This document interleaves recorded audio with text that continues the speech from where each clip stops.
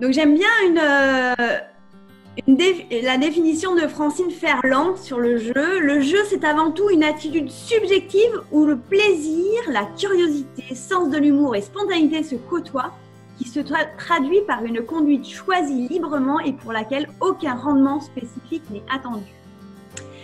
Donc en fait, pour moi, le jeu, c'est une posture avant tout. Et donc, quand je travaillais au centre social et que j'avais travaillé autour du jeu, j'avais posé la question aux parents et je leur avais dit « Mais est-ce que vous jouez avec vos enfants ?»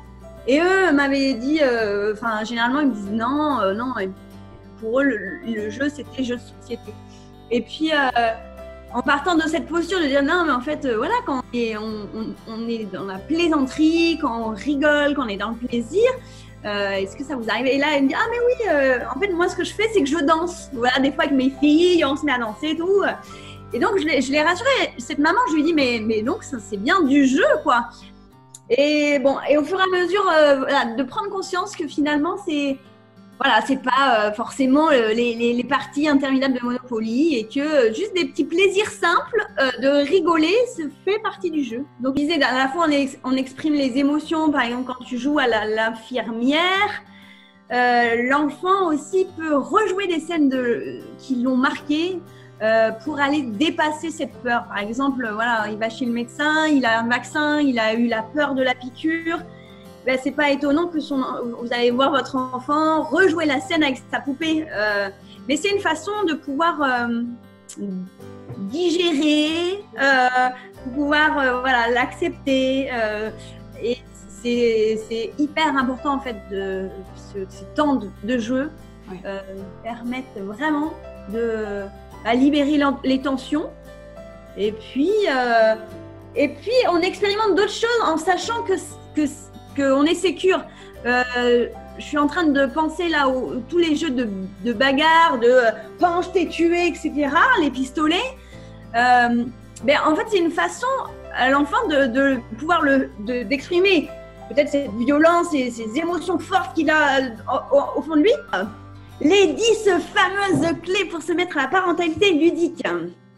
Est-ce que tu es prête? Prête, c'est parti. Alors, la première chose pour se mettre à la parentalité ludique, on peut commencer la journée par des jeux.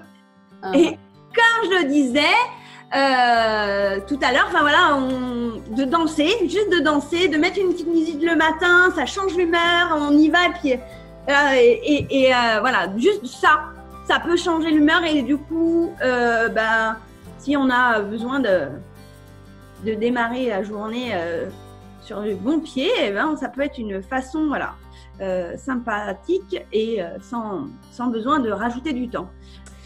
Retrouver le chemin de votre enfance, c'est ce qu'on a fait tout à l'heure, d'aller reconnecter à moi enfant, qu'est-ce que j'aimais, comment je me sentais quand je jouais. Donc, c'est vrai que c'est important d'aller vérifier se souvenir des jeux qu'on aimait et puis et de le raconter aux enfants parce que les enfants, ils adorent aussi quand on raconte nos histoires de nous, enfants. Oui. Jadis, on est très vieux. Autrefois. À la préhistoire. C'est ça. Adopter le jeu pour la coopération. Donc, c'est ce qu'on en parlait un peu donc pour les règles, les attentes des familles, là, pour, par exemple, le rangement. Mais oui, par exemple, c'est ça. Pour le rangement, donc, à part la musique, on pourrait faire le jeu du Jacadi.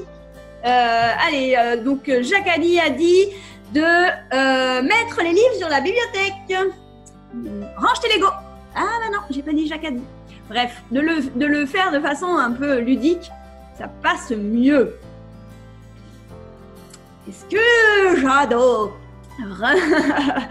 Par exemple, le moment de la douche, c'est toujours du lavage dedans, c'est toujours un moment compliqué. Alors, je sais pas chez toi, mais ça va, c'est plus grand moi-même. Voilà. Mais alors petit, c'est vrai que ça peut être compliqué. Et alors justement, quand ils sont petits, il faut s'appuyer sur ce qu'on disait un peu les personnages, la mise en scène.